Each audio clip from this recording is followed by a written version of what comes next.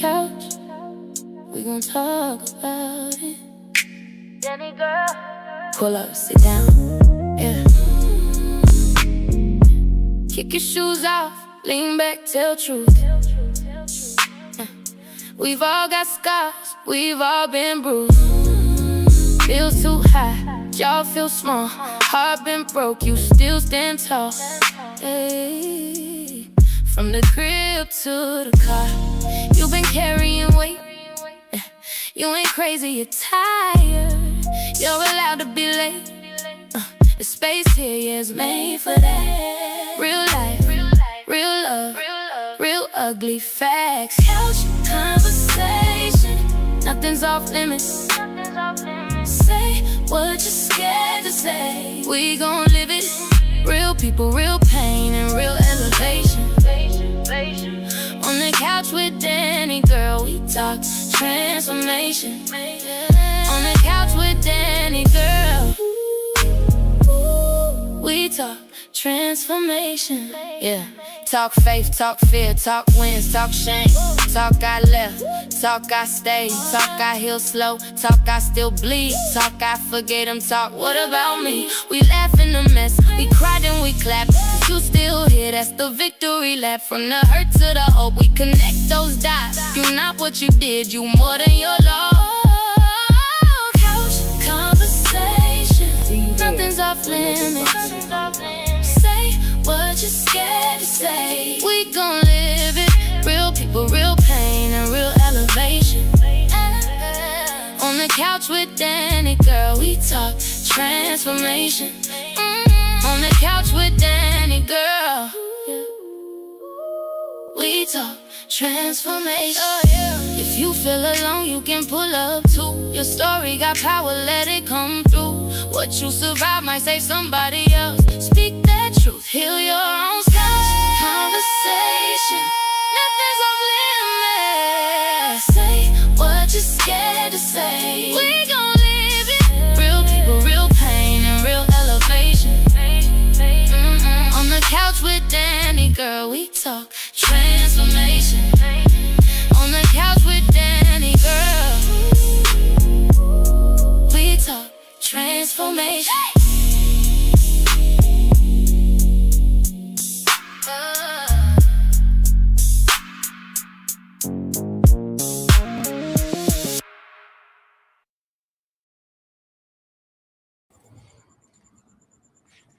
Welcome to the couch, y'all. Welcome to the couch. Thank y'all for tuning in. Please let me know if y'all can hear me. I'm getting started late tonight because I've been having all kinds of technical difficulties. Loading up stuff, trying to add stuff. Yeah, I didn't even do everything that I wanted to do. But let me know if y'all can hear me. And thank y'all for tuning in. It is a pleasure to be back with y'all after not being here last week. I needed a break. The block party was a lot, and I didn't get a chance to do a block party recap for y'all last week, so I'm going to do a short one tonight before we get into the show. This is going to be a very good show tonight. We are going to be talking about church and church people and sex. So y'all tag somebody, 2 or 3 people. Make sure that you are tapped in. We will be playing Cash App games tonight. Make sure you share the live. Make sure you tapped in. So I want to start with the block party recap, and then we're going to get into the rest of the show. I'm trying to pull up all this stuff out of my email. It seems like right before the show started, everything just started going wrong. But can y'all hear me out there? I just really need to know if y'all can hear me. All right, y'all. Christina, you not late. I started late. Thank you, everybody. Hi, Miss Jerry. Marcus Tadris, thank you for tuning in. Hey, Auntie Pat.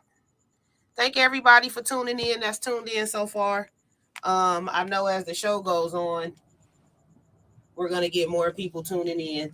So I want to start with the block party. Y'all see I got my block party shirt on. Thank you to everybody that was in attendance at the block party. We had an amazing time. Um, Thank you to everybody that bought a souvenir book. It's not too late to purchase one. They're $25. They are super nice, y'all. In case y'all didn't see them, they are all full color, very nice. I actually did a good job on these. I'm very proud of myself. But mine is written in because I had everybody sign mine at the block party. It's a few of y'all I didn't have signed. I apologize, but it's a full color book, y'all. It's very nice. My apologies to those that were expecting a fashion show and didn't get it. As you know, the block party actually we gathered at 2 o'clock, but it did not start until 6. So a lot of things got pushed back. Thank you to everybody that attended the award show. I appreciate you. Um, it was amazing. It was amazing. Shout out to our host Black Thompson. Shout out to our music director and our band, Andrew Brown and Pneumatic. Shout out to the legendary Swoop White Bear, Desiree Demure, Darrell Madison Sr., and Candy Spears for showing up and getting their awards. Thank you, Candy, for representing for your brother Chuck. And shout out to Steve Harvey for stepping in and accepting the award as well. Uh, Shout out to all the performers. Let's see. Miss Jerry, Madeline Mosley Newble, Asanati, Jada Gentleman, Arista, Honey Sosa, Andre Island, Reggie Roughhands, Prophet Michael Hoff, T. Shaheed, The Prodigal Son, Paul Douglas, G Smooth. Shout out to the East Side Walker, who was our special guest. He popped up for a minute. Shout out to all the vendors. Mixology by Design, I'm not going to say one of the dopest bartender I have worked with ever in my career. Javon's Candles and Wax, and What Fashions, Ani's Kitchen, Miss T-Fay Sweets, Wheezy Girl Kitchen, Cakey's Treats, Lovey's Kitchen, Cassandra's Tamales. Shout out to Gigi. She curated the fashion show even though she wasn't able to do it. So shout out to her. Also shout out to Nazuri, Jay's Harmonics, Candy Bacon Designs, Amira's Fashions, Dior and Dory's Kid Closet. Shout out to Miss Nika, and it's all about support. I appreciate you coming out, getting footage. We didn't get a chance to do interviews because it was so much going on, but she did do everything else she was supposed to do. So shout out to her. Thank you to the people that contributed. Candy Bacon Design, So Blessed Creations, Pharaoh's Foods, Amira's Fashion Boutique, Flash Drive Entertainment. Special shout out to my personal videographer, Danni Lane, and Nerve Visuals that came all the way from St. Louis to capture the event. I didn't get a chance to upload Danni's footage. It was giving me a hard time, but I'm going to show you a 60-second recap clip that Miss Nika sent me. Shout out to Green Widow Exotics for the swag bags. If you happen to get one, you know what was in them. I hope you enjoyed it. Shout out to the people that contributed. Daryl Mitchell, I love you, cousin. Thank you, cousin. Flocka, Scrappy, T from the dispensary, David Peterson, thank you for your contribution as well. Nadia Pleasant, Michael Davis, Louise Robinson, thank you to everybody. And I just appreciate y'all coming out and supporting. We had a beautiful time. Next year, we will be doing some different things. We will be having it on Juneteenth next year, which will be June 19th, 2027. It will be from 2 to 8 p.m. Next year, we will be cutting the time short, but I will be having an after party from 8:30 to midnight. So next year, we'll be doing something different. A lot of people enjoy the after party. It's just a real kickback, chill time after the event is over. So I will continue to have the after party, but we will be ending the event a little bit earlier next year. So make sure you come out, represent Juneteenth. We will be celebrating 15 years of Divine Management and Entertainment Group. So I'm excited about that. And we will be having our second annual DMEG Impact Honors. So I'm excited about that as well. Hey Maurice, thank you for tuning in. Yeah, but I'm excited. So now let's get to the show. Y'all make sure y'all tag somebody. Y'all make sure that you share the live because we're going to get into this. And as we do, I'm gonna be a little messy tonight. You know, I try to keep couch conversations on the straight and narrow. I try not to be way too controversial, but tonight I'm gonna be super messy. I'm letting y'all know now. This is not gonna be exactly what y'all think it's gonna be, but we're gonna talk about church people sex. And that I chose this topic I'm gonna get into shortly. I just want to make sure I got my devices working properly. Y'all bear with me, please. There's always something going on. So let me pull up my script because y'all know I write a script every week. I try to. Okay, as y'all know, I'm your favorite talk show host, Danni Gyrl, and you are tuned in to Couch Conversations Live, where nothing is off limits on the couch. Tonight we are talking about church people and sex. And before we start, I knew this is why I write a script because I forget stuff. I want to give y'all a quick advisory, a quick PSA. This is an open and honest dialogue. If this is your first time here, Couch Conversations is made to be a safe space. We want to welcome honest dialogue and respectful opinions and different perspectives. However, defamatory, disrespectful, hateful, or offensive comments directed toward any specific individual, church, ministry, or organization will be removed. So y'all can say what y'all want to in the comments. If you start tagging people and I know them personally and you are talking bad about them, I will remove your comment. This conversation is intended to educate, encourage transparency and conversation, promote understanding, not to attack, shame, or embarrass anyone, any church, any organization. Also, it's meant to be a little funny, y'all, because I'm gonna get into some stuff. This is not our first time having this conversation on the show, and I'm gonna get into that as well. Now, let me tell you why I chose this topic. I wrote this out last night because I wanted to be very clear of why I chose this topic. For years, we have watched conversations about sex in church, and they're either completely avoided or discussed from a place of only condemnation. The reality is, many church people openly acknowledge that sex outside of marriage is considered a sin, according to the biblical teachings. Yet, despite that belief, it continues to happen every day among people that are sitting in the church pews, serving in ministries, leading worship, preaching sermons, and participating in different church activities. What often follows is secrecy, guilt, judgment, double standards, silence, and shame.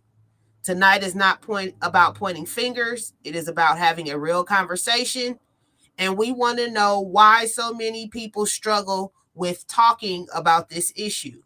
Why is sex treated as the taboo subject in the church? And y'all know that's what I love to talk about. Why are churches not teaching about healthy relationships and sexual accountability? What roles do loneliness, temptation, dating culture, trauma, and modern society play in this situation? And perhaps the biggest question of all, how can people pursue holiness while still being honest with their struggles? Now, that is why I really wanted to touch on this subject. This is something that we don't talk about enough. We talk about how in the Bible you're not supposed to have sex outside of marriage. We talk about adultery. We talk about all these different things, but nobody ever talks about preventative measures. Nobody ever speaks on the fact that as well, as much as it says in the Bible not to do these things, people are doing them, and we're not talking about it enough. Um, so this is something that I wanted to touch on, as well as the fact that if you've watched this before, we covered this in season 2. And in season 2, we had some confessions from church people, choir members, musicians, etc. And I'm going to give y'all some of those confessions tonight. Now, season 2 is no longer on Facebook, thank God. So you cannot go back and watch and see who said what. If you watch it on YouTube, you will hear me reading the comments and in some occasions saying a couple of names, but you will not be able to go back and see the actual confession and who confessed it. And I wanted it to be like that. So with that being said, let's get into this a little bit further. Okay. So, whether you're a church leader, a faithful church member, someone who has walked away from the church, someone who is just simply curious about this conversation, tonight is your opportunity to join in with me. And if we're being honest, one of the biggest challenges is that many churches do not simply talk about sex, dating, and relationships enough. And when I brought this up the first time, I brought it to y'all and I asked, how is it that pastors, ministers, people with titles are supposed to get married when dating is such a taboo thing in the church? Are y'all with me? And what brought it to my attention for season 2 was we were talking about a pastor who used to pastor in Los Angeles. He's still a pastor in Los Angeles. He was dating, and he was dating one of his choir members. And this was like 20 years ago, but he's a well-known pastor. He was dating one of his choir members secretly. And people went out one night and happened to see them together in his car. And it was a big thing in the church about him and this choir member, him and this choir member, him and this choir member. And everybody gossiped about it. But he ended up dating that choir member, marrying that choir member, and having a family with that choir member. But the problem was everybody had an issue with him dating. Now, as a minister, because I know we got some ministers watching, some people with titles in the church, how are people supposed to go about dating without being talked about, without everybody assuming that they're having an affair or things of that nature, that they're sleeping together? Because let's just be real. These people out here sleeping together, whether they telling y'all or not. Let's see. The reason it's taboo is because church still can't answer what they still entertaining. They can't have preventative measures because people are talking about who they are going to sleep with after the service. Okay, yes, I have seen this firsthand. So I went to a concert one time and I was waiting for somebody to come out of the back door of the church. So I was standing outside of the back door, and behind me was 2 young ladies that had came to the church as well. They were there that night. We were at a concert. And as I was waiting for the person that I was waiting for to come out of the back door, I heard these 2 young ladies back here. And they were going back and forth between the 2 of them, trying to decide who was going to sleep with which musician. And I never turned around. I never said nothing. I knew who the 2 young ladies were that were standing behind me. But I just thought it was interesting listening to them have this conversation about which one of the musicians she was going to sleep with and which one of the musicians she was going to sleep with. And it was funny to me because the musicians were having the same conversation about some other people. But yet and still, them two young ladies left with the musicians that they said that they were going to leave with. And I just thought that was funny that, people were really at the church having these conversations. I just thought that was funny and weird because that's not the place to be having a conversation about who you planning on sleeping with tonight. So let me get back to my script because I do want to stay on script, but I do want to get into this subject. Um, and like I said, y'all please drop y'all comments down there. People gonna talk and don't know nothing. It's really no one's business. Some pastors don't want to lose their flock. That is true. That is true. I've noticed that a lot of single pastors they try not to date openly because they don't want to lose their flock. A lot of single pastors have congregations with a lot of single women. So these topics are often avoided instead of being addressed in a healthy, educational, and biblical way. The message too often stops at don't do it without providing practical guidance on how people can successfully navigate their desires, relationships, and faith. Y'all excuse me, I'm coming down with a cold. So let's see. I believe pastors are men first and they shouldn't have to announce who they are dating because if the two are single, what's wrong with it?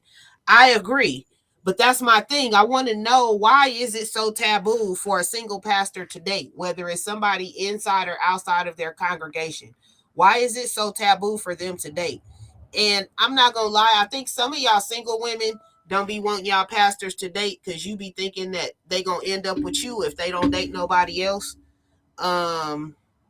You can't stop rumors. You can't stop people from talking. All that matters is you and that person. If people really know you, they should defend you. I agree, bro. I agree. Just slide through. Hey, Boss Hog. Tap in with me when you have time. I need to talk to you. So I think that we need to really start to open this door and have these conversations because a lot of y'all young people no longer are being taught about abstinence or celibacy. The rate of STDs and STIs among young people is running rampant at a level that I have never seen in my almost 48 years. They just out here doing everything with everybody. As someone who worked in the nursing medical field, a lot needs to be taught about sex from not only a spiritual standpoint, but a health standpoint. I grew up in Triumph Church. If y'all don't know about Triumph, Google it. Triumph the Church and Kingdom and God in Christ. And every 2 years they have a Chautauqua. Well, when I was growing up, when you would go to the Chautauqua, if you were under 18, they had classes for you to go to in the morning and in the afternoon. And I will never forget, and I've told this story before, I do not know this lady's name. I do believe that she has passed, but if anybody showed me a picture of her, I would know that lady's face to this day. This lady was a nurse, and she was also a reverend. And they had her teach art class. And we were kind of like, because she was an older lady, and we thought she was finna come in here with the shenanigans. And she basically came in and gave us the truth. Not once did that lady ever condemn anybody for what they had done, thought about doing, was getting ready to do. But she did give reasons why you should be celibate, reasons why if you had already had sex, you should be abstinent. She talked about different health things, places that you should not put your mouth, places that you should not put your penis, things that you do not allow inside of your vagina. Okay? Some of that stuff is just nasty and unhealthy. And we need to talk to our young people about some of this stuff because the stuff that y'all kids be doing, I'm telling y'all, Like, if you're not on TikTok or any type of social media platform outside of Facebook, y'all should be, especially TikTok, because you're going to find out what's going on and what these kids be doing. Let's see. As a preacher, it's hard dating because your title and your position puts you in a limelight where people feel like you shouldn't date because you can't have life balance, or if you date and it don't work out, the next thing you know, your vulnerability and humanity out there and your character is tainted. They paint one-sided stories. I know because I lived it. Oh my God. Okay. Today, what's wrong is right and what's right is wrong. Sad. Absolutely. Church members often convolute the personal lives of their pastors versus their roles at the church. They are not always synonymous. That's a good point. Now, I'm very big on people at the church with titles being human. I think that sometimes we put them on a pedestal higher than they need to be when they are humans that have a calling on their life that they're just trying to follow. I know people that are ministers that did not plan on being ministers, or pastors that did not plan on being pastors, but that was the call that was on their life. And they still want to have some life balance. Marcus, go on a date, honey. Go on a date. Go on a date. I'm not going to talk about you. I want you to get married. Y'all don't know. I really love Black love. I want to see people dating and just being in love. I love that. A lot of people are not okay with it. For whatever different reasons, but I love seeing people in love. Hey, Jason Taylor, you know I love for you to tap in. Okay, so let me get back to my script because y'all know I very seldomly run off of it. Very often run off of it. So we need to teach more about abstinence and celibacy, and we have to teach why abstinence and celibacy are valuable choices. We have to talk about the benefits, the challenges, the emotional realities, and how people maintain commitments in today's culture. We have to teach people how to date. Many people desire companionship, marriage, and healthy relationships, but they are never taught how to pursue those things in a godly manner. They aren't taught how to recognize healthy relationships, establish boundaries, communicate effectively, heal from past hurt, and prepare themselves to become healthy partners. And one thing that I'm going to say, even beyond that, is when you decide to date title, you have to take on a different kind of role in their life. You have to be, I'm a date, I'm just careful now, but thank you. Thank you. I just want everybody to be happy.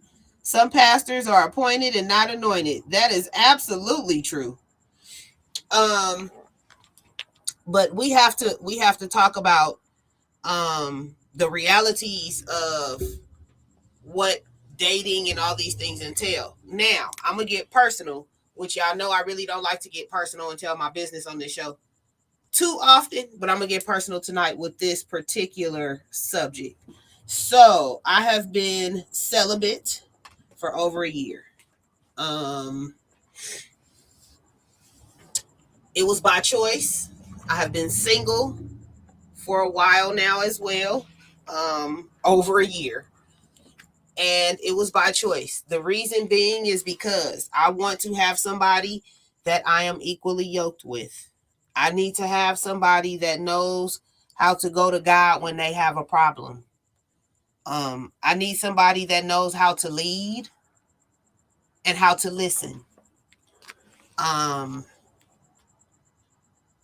It's a few other things, but I opted to just step out of everything until I found somebody to do those things. I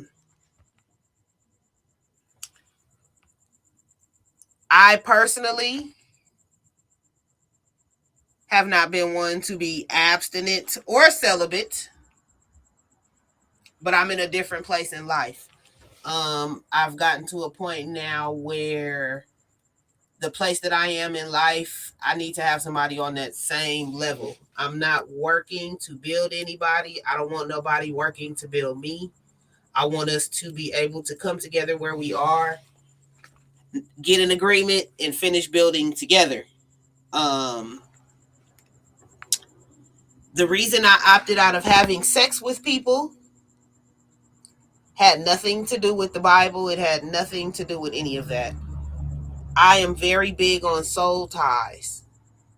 And we talked about soul ties on this show before. We went into a very, very deep conversation about soul ties. And I am very big on soul ties, and I don't want to be tied to the wrong person. When you are having sex with somebody, biologically, you start to bind with them, which is why sex was made for marriage and you were supposed to consummate your marriage. Sex is made as a bonding process. You and your mate bond. And if you notice, when people stay together for long periods of time, or they're having sex for long periods of time, whether they're in a relationship or not. I know people that have been sleeping together for years that are not in a relationship, and you will notice they start to take on each other's actions and things like that. That's all part of the bonding, because sex was made to consummate, and it was made for you to become one with another person. So I'm not out here trying to do no random bonding, no random, none of that. Okay. I've went to therapy. I've done a lot of healing, a lot of soul searching. I've done too much work on myself to allow myself to be out here bonding with people all willy-nilly. Okay. And then I don't want to bond with anybody that is not seeking God for answers, for their life or mine. So yeah, I opted to be celibate, and I am so happy. Y'all don't know, it's a freeing space that comes with celibacy as well. It's a clarity that comes with celibacy. And if you combine celibacy and therapy, you will have a clarity that you have never had before in your life, and it will help you to see people different. So I'm in a place now where my mind is so clear and I'm so focused on what I want out of life. I can have a conversation with somebody and tell you this ain't gonna work. Like, people be talking about what to do on first dates. We've had conversations on this show about first dates and where you should go on the first date. Like, I can have conversations with people and realize that we don't even need to get to a first date. That's how clear I am and how focused I am on what I have going on. And I'm not saying it's easy, because I have had to seek God on many occasions. But yes, I'm in a good place. Now, I want to get back. Sex, just like anything, you have to be responsible and accountable. Absolutely. So, let's get to the part of the conversation where we just gonna keep it real.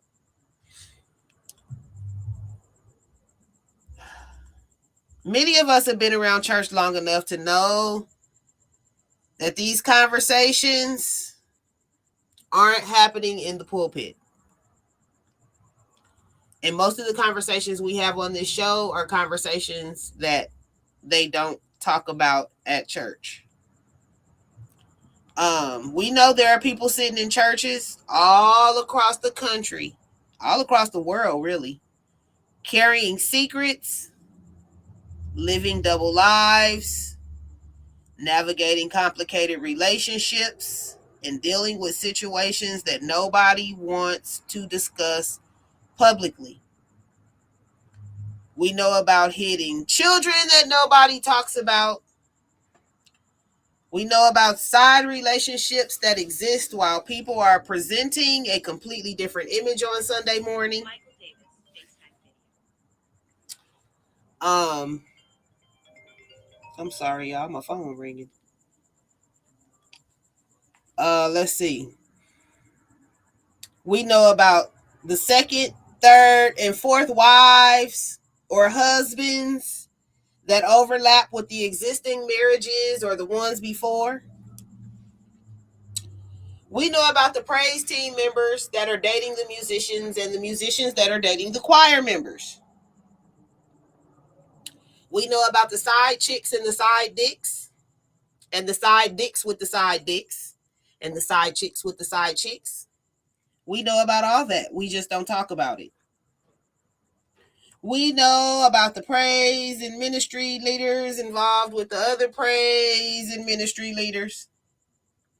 We know about these relationships at the church conferences that y'all go to once or twice a year. And that's the only time you see that person and y'all in a relationship. We know about those too. We discussed this topic before. And this is what made me get back to it, because people act like this subject just does not exist. And this is where I'm going to be messy at. So when I was growing up, I ain't going to say no names. If you know, you know. When I was growing up and I used to go to the Chautauqua, like I was saying earlier, you know, we had classes early in the morning and in the afternoon, but we also used to have late night get-togethers after church. So, you know, when you go to the conference, they don't get out of church till late, 11, 12 o'clock sometime later. And we would go and have these little hangouts. So sometimes we would be out until like 2, 3 in the morning. And one night, me and a couple of my friends decided that we were going to go slide and get some food. And it was like 2 in the morning. And we went somewhere where we just figured we wouldn't run into nobody, and we was just going to grab something to eat, hang out, have a couple drinks. Yes, at the church conference, y'all. I don't get me started. While we were out getting something to eat, we ran into a group of people from the conference. Now, it was 6 people. 2 of those people were married.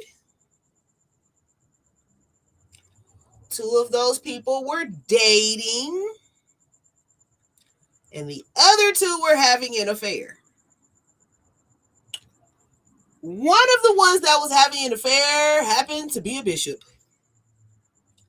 So as we walked in and we go to get seated, we walked past and we looked at them and they looked at us and nobody spoke, and we just kept walking. And everybody acted like they didn't see each other. Now, that ended up 10 years later. 10 years, y'all. 10 years later. Turning into a whole shit show. The bishop ended up marrying the person he was at dinner with that night. The couple that we found out was dating, we actually found out that the wife was cheating on her husband. Sin. I know that you know. And yeah, it was a whole mess at the church conference. But this had been years of church conference dating and years of church conference affairs and years of this. This was not something that just happened at one church conference. I'm talking about years. And it's like when you grow up watching that stuff and you know that it's going on, and then you see people condemn other people for things like having sex out of wedlock, or having babies out of wedlock. You be wanting to just put them on blast so bad.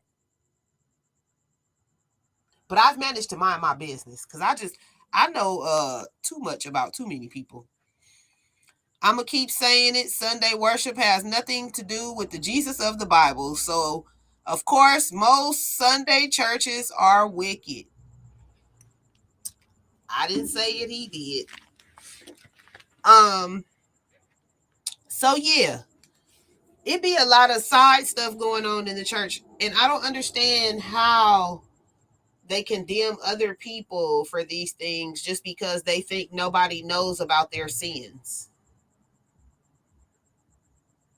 There are and when I say very few, there are very few preachers that I have came across that I will call upstanding men of God. I'm talking about I've never heard no dirt on their name. No matter how much you dig and dig and dig, you're not gonna find no dirt on their name.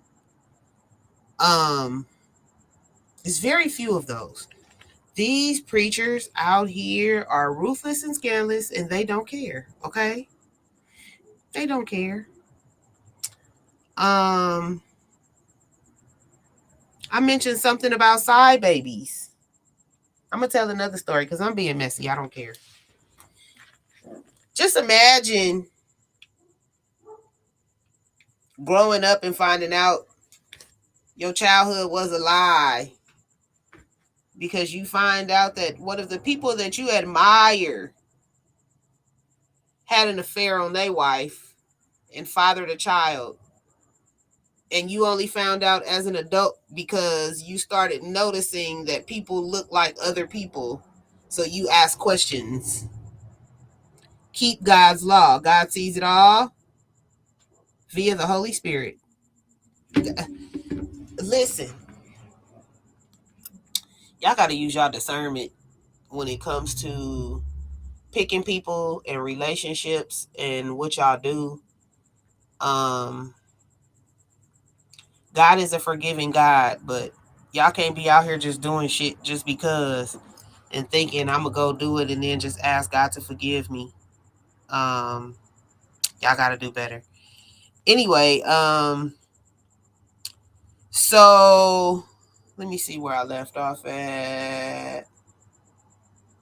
Okay, so I wanted to get into some of these confessions from the last show because I did write some of these down.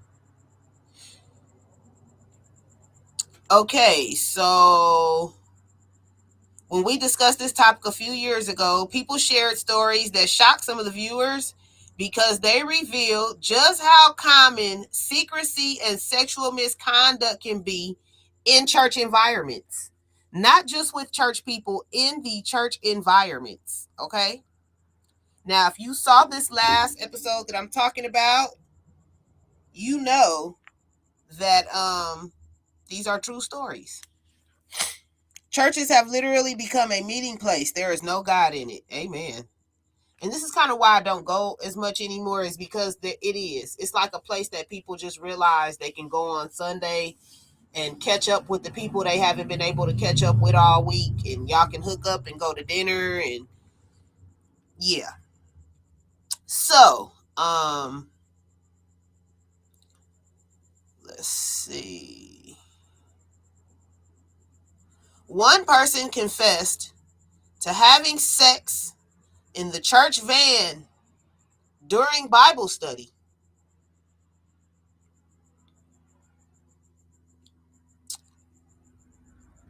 One person talked about a sexual encounter happening in the choir room during choir rehearsal.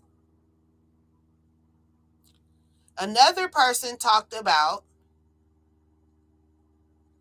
basically an orgy going on in the church balcony during choir rehearsal. We had a church drummer that confessed to sleeping with the pastor's wife. They were having a whole affair for a long period of time. They slept together in the pastor's office during offering, and she was the first lady, y'all, the pastor's wife, was buying his church suits that he was wearing to church on Sunday. This is why I be saying, like, it's hard to get church people to talk about sex because they out here doing it. Like, it's hard to get people to admit to doing something or talk about something in a space when they know they're doing it. Okay, let's see. There was a story about a church leader having a child outside of their marriage with one of the members that was a younger lady and hiding it for a couple years until somebody finally told. The pastor just changed and moved to another church. He was taken down at that church and went and started his own church.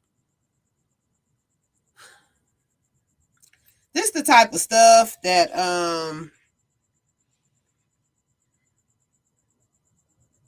I read about or I hear about, and it makes me kind of be like, listen, I'm tired of seeing these preachers having girls stand up and admit, to the church they was pregnant, or all this type of stuff, being chastised openly in church when you have stuff like this going on secretly in the background. I think that it is crazy. Yeah, this is a lot.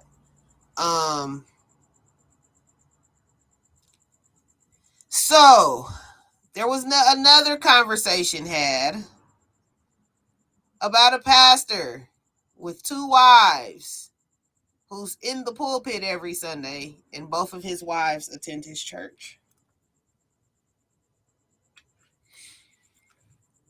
Oh, Lord. When I say the confessions came pouring in during the last episode, this was not all of them.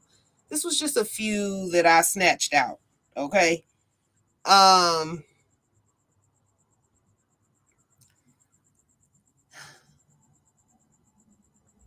just reading like some of the stuff that I wrote down last night. So where does the actual concern for your soul come in these type of situations? Where does the concern for your soul come in? How can I heal you if I'm not willing to tell you about me? That's why people like me, because I come straight about my life. If God can heal me, he can heal them, but they have to be real about it. Now listen, Reverend Brandy. That's why I love you, because I can talk to you in the same capacity that I talk to my therapist, and there is no judgment, and you always got something good and righteous to say at the end of the conversation. It is hard to talk to people about stuff when they have no experience in what you're speaking about, or they're not empathetic to what you're speaking about, because some things aren't about experience. It's just about having empathy. One thing about me is a lot of people come to me for advice, especially since I've been doing couch conversations. And if you watch couch conversations on a regular basis, you know I'm a very avid reader. I don't mind going down a rabbit hole about a topic, especially if it's something that's viewer requested. Y'all know I love to read. I love to deep dive. I love to get into these subjects that we talk about. And because I do that, sometimes people, they call me and they talk to me and they ask me for advice. They might ask me about their relationship. Some people call me and talk to me about things at church. And I'm a very real person. And I don't mind sharing my experiences with people. So a lot of people call me and they talk to me about different things, or they ask me for advice. And I always try to be as real as possible and to share of myself. Now, on a public forum, when I'm doing couch conversations, I try not to speak too much about my personal life openly like that. only because sometimes the things that I say don't affect just me. I have children. My children have fathers. Um, so I try to speak in a manner that won't be embarrassing to people, to my family, and things like that. But if you know me, you know you can call my phone and I'll tell you just about anything. I'm an open book. Um, and that's why tonight I was telling y'all about me and my celibacy. Um, Now let's just be real. This is probably my third time being celibate. Um, I'm not one to just be out willy nilly having sex. I just that's not me. Um, do I live my life biblically? I'm working on myself and I'm trying to do better, which is why celibacy became a thing for me. Because, like I said, it gave me clarity. And let me tell y'all something: if y'all out here having sex with multiple people, you will never have any type of mental clarity. Never. Um, Tiffany Haddish made a comment that she got a lot of slack about, but according to biology, according to how we are made, according to how we were made by God, she was absolutely right in her statement. She made a statement and said if you have 6, 7, 8 baby daddies, you have mental problems from all of those different connections. And people were so upset with her for saying that. But it goes back to what I was saying earlier about spiritual ties and things like that, bonds, all that type of stuff. Every time that you have sex with somebody, you're consummating. And I've mentioned this before on the show. If you are out here looking to settle down and you're looking for a husband, and I'm saying this specifically to the women, if you are out here looking for a husband and you are looking to settle down, you cannot be having sex with multiple people because you are consummating over and over and over and over and over again. And every time you consummate, you don't go back and break that tie. So now you've consummated with 8, 10, 12 men. You have bonds with all of these men. And then you trying to find out why you have no clarity on seeing the one that wants you. Most preachers have low self-esteem and they use women and men and the pulpit to feel like they are something. But all they are pimps in the pulpit. Okay, I'm done.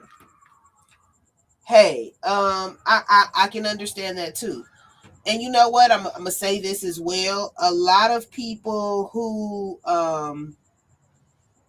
are dealing with different things as far as sleeping with a lot of women or trying to date a lot of women or trying to date a lot of men, it usually comes from the fact that they have low self-esteem, and that's something that makes them feel better. Um, so yeah, let me get back to my script. Y'all know I stay going off the script. Okay, so why is the church often more comfortable talking about sin in general than discussing the real life circumstances that people are facing? Why do people feel safer confessing in my comment section than they do in their own church?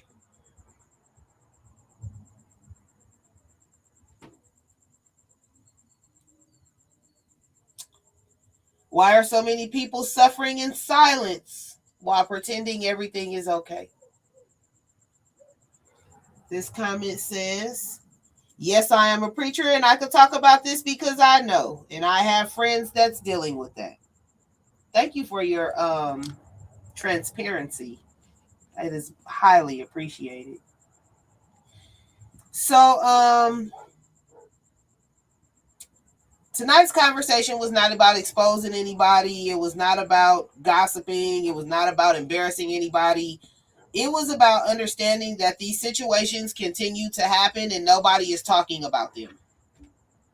Everybody overlooks them like nothing happened. And I'm going to tell y'all this. For those of you that used to watch Preachers of LA, as much as that show was talked about, as much as people hated it, as much as they worked their butts off to try to get it canceled, that was one of the most transparent shows that I've seen with preachers on it, where you can actually see what they were living, what they were going through, what they were dealing with in their real lives without it being glorified. And a lot of people did not like the show because they were saying, oh, they're exposing us and they're making us look bad. And they were being transparent. And some of that transparency was needed. It was needed. You know what? It made me look at Dietrich Haddon in a different light to know what he went through with his first wife and his second wife and what happened, you know, as far as his situation with his marriages and things like that. That's something that I felt like he did a good job at being transparent with, because what it did was he erased all of the gossip, all of the speculation. Instead of people speculating what the pastor was doing, he told them, look, I did this. I fell from grace. I had to get my life back together. I had to go talk to my daddy, that's the bishop. I had to have my daddy lay hands on me. I had to go back and talk to God. I had to go back to the altar a little bit. And then I had to get right with the situation with the women. He was very transparent. A lot of people didn't like Noel Jones's storyline. Guess what? I was very intrigued by his storyline. And I'm going to tell you something else. And I'm going to be very open about this. Because y'all know, like I know, before Noel Jones was on Preachers of LA, half of LA was calling him gay. So I need y'all to get y'all life together. In the church, people are fake, just trying to be nosy and turn your story into mess. Commenting is better because nobody can tell my story better than me. That's a real man. Forget the title. Exactly.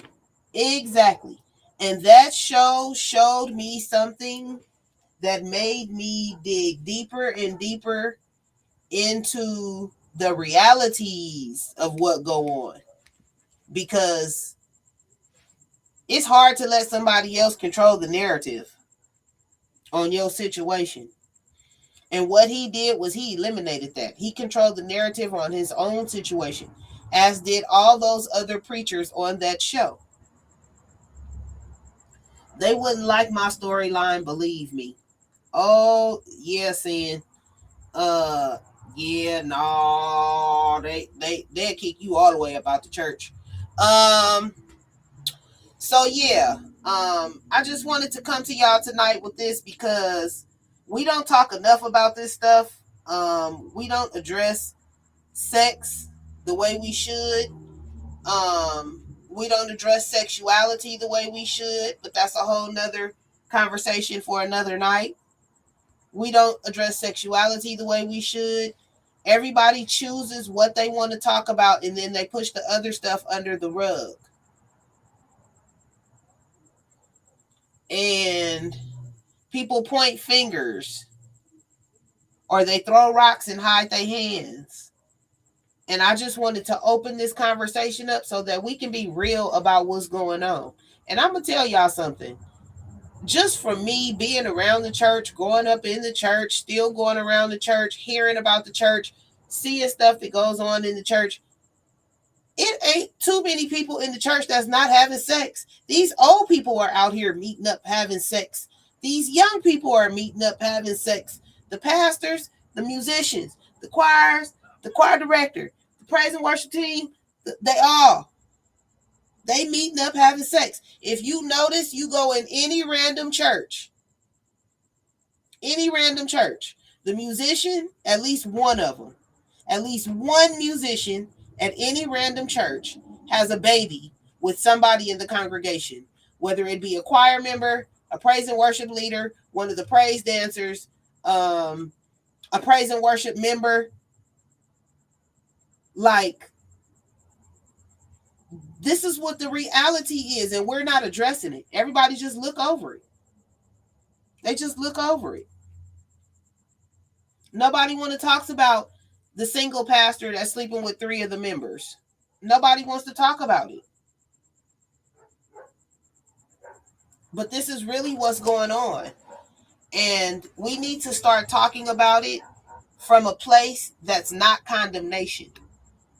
Yeah, we do need to be condemning some of this stuff, but we need to just have the open dialogue first. And that's what the problem is. Instead of having an open dialogue and easing our way into correction, we go straight in and start condemning people. But we need to have more empathetic conversations, more conversations where we're understanding each other. As preachers, as people with titles, you should be able to sit down with somebody that comes to you and says, hey, pastor, I met this young lady and I want to date her. And I need to know how to date her in a manner where we're honoring God. You should be able to answer that. You should be able to give instruction on that. You should be able to tell somebody how to date without putting themselves in a position where they're tempting themselves. And the fact that we don't have that anymore is sad. The direction that these young people is going is sad. It's sad. The fact that when I was growing up, it was taboo to have 3, 4, 5 baby daddies. People are openly telling, I got 8 kids and 7 baby daddies. Like, what? I wouldn't want nobody to know that. And I'm not saying that it's all their fault. I'm not saying that. But you have to make better decisions. We as women have to make better decisions with who we open our legs to. I'm almost done, y'all. I'm about to wrap it up. I'm looking at my counter. We have to make better decisions on who we open our legs to. A lot of people get mad at me because I'll be posting on Facebook about baby daddies and women complaining about their baby daddies. First of all, let me say this.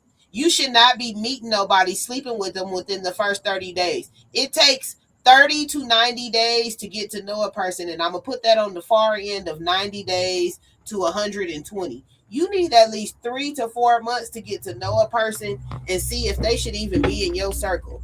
Because you got to wait for all the new stuff to wear off, all the honeymooning and all that. You got to wait for all that to wear off, and then you got to really get to know a person.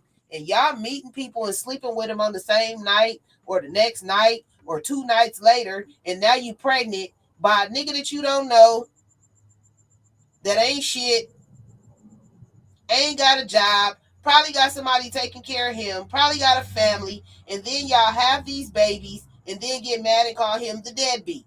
You're the deadbeat because you shouldn't have been opening your legs to a nigga that you didn't know. I'm gonna stop there because that's what gets me in trouble every time. When I start talking about people choosing their baby daddies better. Golly. And listen, I told my kids this the other night. I said people could say what they want to about me and my children's fathers. I know what I got into when I slept with my children's fathers, when I had my children, and I have no complaints about my children's fathers. No, we did not make it as couples. I got 2 baby daddies. No, we didn't make it. But I knew at the end of the day, they were going to be okay when it came to their children. And my children were going to be okay when it came to their fathers. I love the relationships that my children have with their fathers. And you will never hear me call my baby daddies a deadbeat. Ever, ever, ever. Ever, ever. However anybody else feel about them, that's between you and your children. But I knew who I was sleeping with, even as a kid. I had Andrew when I was 17. I knew at 17 who his daddy was. And he has not failed me yet in 30 years. You got to do better picking these baby daddies and sleeping with these people y'all sleep with. Y'all women gotta let me wrap my show up because I'm about to go in.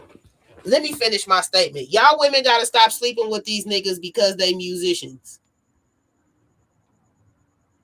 Thank you for tuning in, Sensei. And I'll tap in with you soon. And I know you got to get up in the morning and you probably got to take a long drive. But I'm about to wrap this show up. Thank you to everybody for tuning in.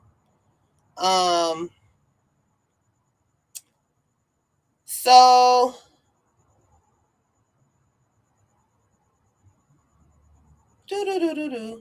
we got to stop talking about these conversations just when people get caught. Okay?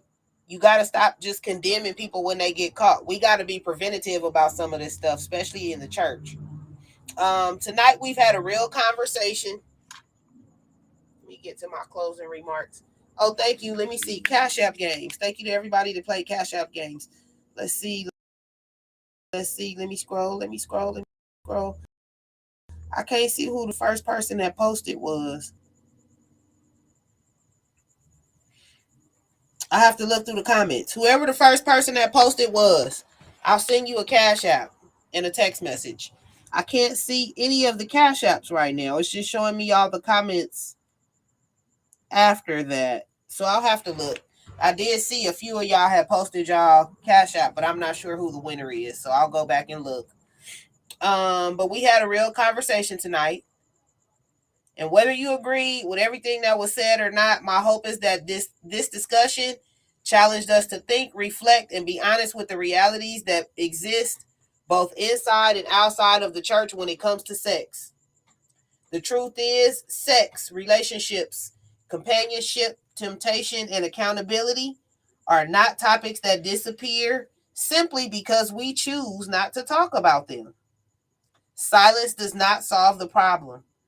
Honest conversations, education, mentorship, and accountability can. My goal tonight was never to judge, shame, expose, or embarrass anybody. My goal was to create a space where we can have an open and transparent dialogue about issues that many people face, but few people discuss publicly.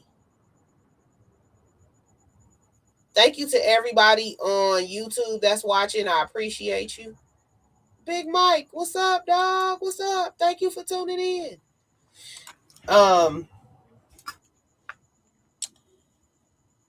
So if the church is going to help people grow, then we must be willing to have a conversation that is uncomfortable. We have to be willing to listen, learn, teach, and support people as they navigate faith, relationships, sexuality, and life.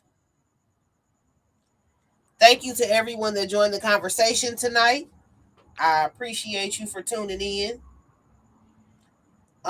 Thank you to everybody that shared their thoughts tonight. I appreciate you for chiming in.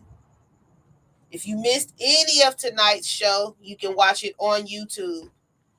YouTube.com at the real Danni Gyrl. Matter of fact, I gotta go through my spiel. Okay, here we go. You can subscribe on YouTube. YouTube.com/@the-real-Danni Gyrl. You can also search DMEGTV. You can check out the website, divinemanagement.weebly.com. All the block party footage will be posted this weekend. So if you missed any of it, you will be able to see it on the website and on YouTube. All the pictures that I have will be posted, all the videos, everything. So you can check it out on the website. If you have any topic suggestions or you would like to be a guest on the show, please text me at 702-578-6716. You can also email me at couchconversationslive@gmail.com. You can message and follow me on Instagram at couchconversationslive. Next week, we will be back. I forgot what the topic was for next week, so I didn't put it in the little box. But yeah, if you missed any parts of tonight's show, you can catch it on YouTube. The shows are not being stored on Facebook anymore. I leave them on for about a week or two, and then they're usually gone. So you have to catch all the old episodes on YouTube. If you go to the website and go to the Couch Conversations link, they are listed by season and episode. So you don't have to go through all the YouTube episodes to find the one that you want. You can just go to the website, go to season 2, figure out which episode it was that you missed or that you wanted to see, and then you can go click the link and it'll take you right to it on YouTube. So I have the YouTube connected to the website to make it a little bit easier for y'all now.